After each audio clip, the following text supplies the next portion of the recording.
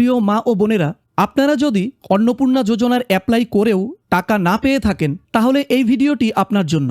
আপনারা অনেকেই আবেদন করেছেন কিন্তু আপনাদের অ্যাপ্লিকেশনটি রিজেক্ট হয়েছে। কারো ক্ষেত্রে হয়তো পেমেন্ট ফেলিওর দেখাচ্ছে, আর অধিকাংশ অ্যাপ্লিকেশন যাদের রিজেক্টেড ছিল কাল রাত থেকে সেগুলো আন্ডার ইনকোয়ারি দেখাচ্ছে। তো এই নিয়েই সরকারের পক্ষ থেকে একটি গুরুত্বপূর্ণ আপডেট এসেছে।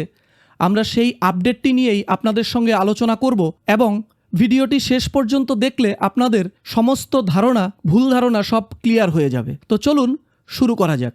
আপনারা স্ক্রিনে যে লেটারটি দেখতে পাচ্ছেন এটি হচ্ছে একটি মিটিং রেজলিউশন, যে মিটিংটি 4 তারিখ ভার্চুয়ালি অনুষ্ঠিত হয়েছে চিফ সেক্রেটারির সভাপতিত্বে।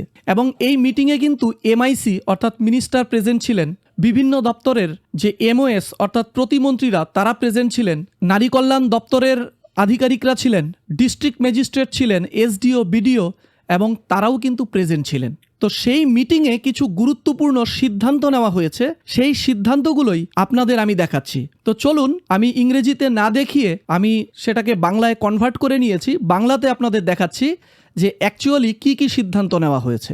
তো বন্ধুরা, এখন আপনারা স্ক্রিনে দেখতে পাচ্ছেন যে 4 জুলাইয়ের যে মিটিংটা হয়েছিল সেই মিটিংয়ের সারাংশ। সেই মিটিংয়ে মুখ্য সচিবের সভাপতিত্বে অন্নপূর্ণা যোজনার প্রথম দফার টাকা পাঠানোর পর অগ্রগতি নিয়ে বৈঠক হয়। অর্থাৎ টাকা ছাড়ার পর কি হয়েছে, কাদের টাকা ঢুকেছে, কাদের টাকা ঢোকেনি, এই সমস্ত বিষয় নিয়ে প্রথমে আলোচনা হয়। সেই মিটিংয়ে উঠে এসেছে মোট 1,62,00,000 মানুষ আবেদন করেছে, যার মধ্যে 1,22,00,000 আবেদন কিন্তু অনুমোদিত হয়েছে, আর প্রায় 28,00,000 আবেদন বাতিল করা হয়েছে।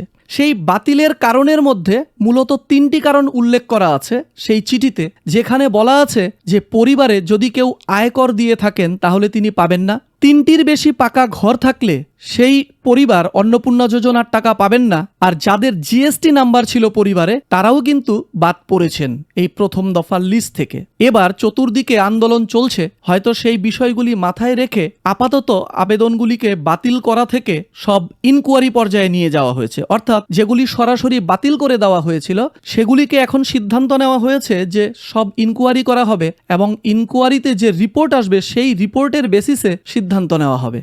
তো চলুন নেক্সট দেখছি কি কি সিদ্ধান্ত নেওয়া হয়েছে।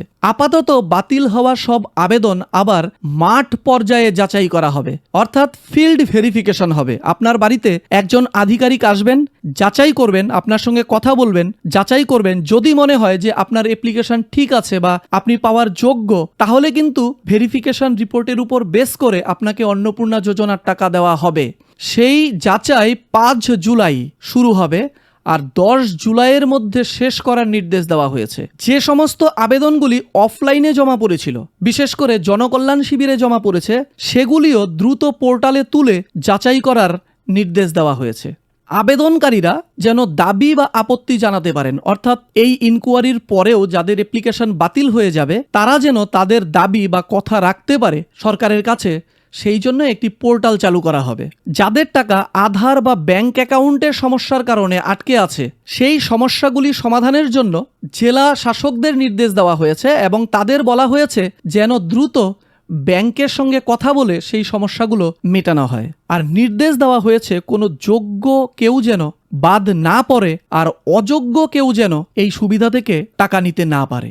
তো মিটিংয়ে এটুকুই আলোচনা হয়েছে, আর বলা হয়েছে যে পরবর্তী আলোচনা 1 আগস্ট 2026-এ হবে। তো বন্ধুরা, আপনারা বুঝতে পারছেন যাদের রিজেক্ট দেখাচ্ছে তাদের কিন্তু এখনই চিন্তিত হওয়ার কিচ্ছু নেই। আপনারা একটু ধৈর্য ধরুন, মাত্র 5টি দিনের ব্যাপার।